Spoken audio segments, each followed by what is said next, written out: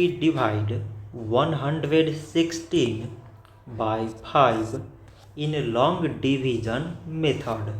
So 5 times 2 is 10. On subtracting we get 1.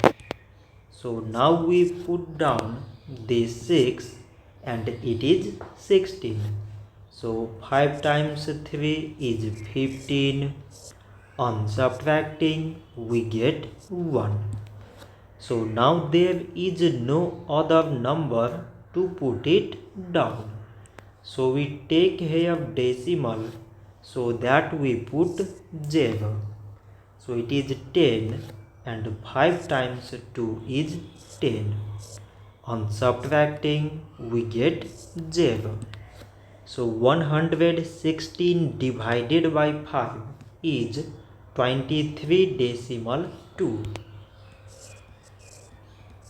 So this much for today and thanks for watching.